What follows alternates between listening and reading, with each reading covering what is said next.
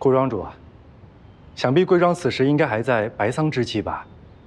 是的，是犬子娶妻，欣喜却意外溺水而亡。因为此女是威远镖局的千金，涉足江湖，所以百川院之前也来查看过，是意外，已经结案了。若是百川院的卷宗没错的话，这应该是采莲庄这些年来死的第3个新娘了吧？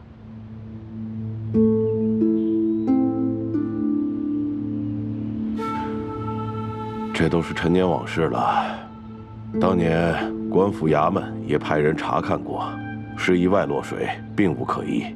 我采莲庄从不习武，更不是江湖门派，这些百姓的小事不必劳烦几位费心了。哎，那我这位小兄弟，除了是百川院的刑探，还是当朝尚书之子，司职监察司，一向对奇案非常的感兴趣。哎，方德斌，把你的剑给庄主看看。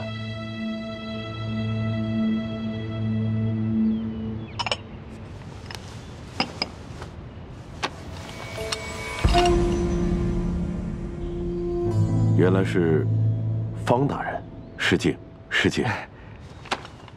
本少爷，本宫是本以为这是场意外，可这接连2次就很可疑了，必须要查。顾庄主，你且将这几年发生的事情详细说来听听吧。鄙人发妻早亡，10年前我就娶一妻续弦，想不到新婚当夜。 新娘却意外溺水而亡。7年前，我再娶一妻续弦，可是也发生同样的惨事，所以我就决定以后不再娶妻。万万没想到，这么多年以后，犬子娶妻，也发生同样的惨事。唉，我们郭家真的不知道造的什么孽。听闻这3位新娘子都是穿着同一件嫁衣死的。 哎，江伯伯，你在采莲庄待了有一些时日了吧？可是有经历过这些？他们都穿着采莲装，隆重的16群，都溺死在池塘之中，是我亲眼所见。那件嫁衣绝对有问题，绝对有问题！住嘴！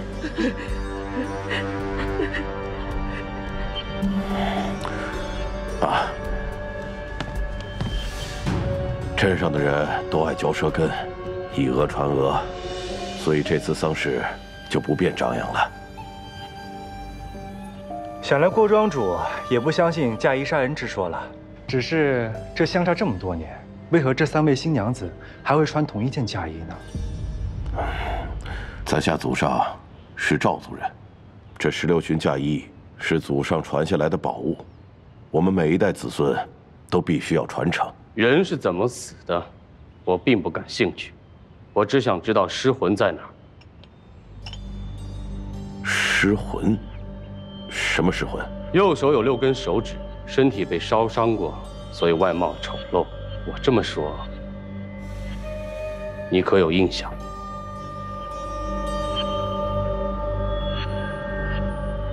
我从来没有见过什么6指之人。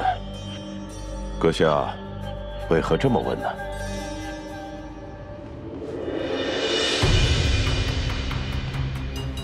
你当真不知？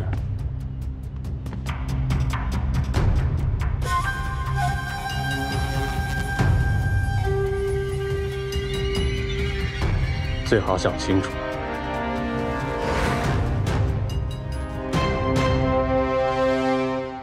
驾！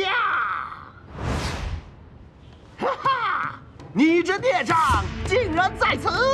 竟然在此！嘿嘿！ 你看，好一朵美丽莲花呀！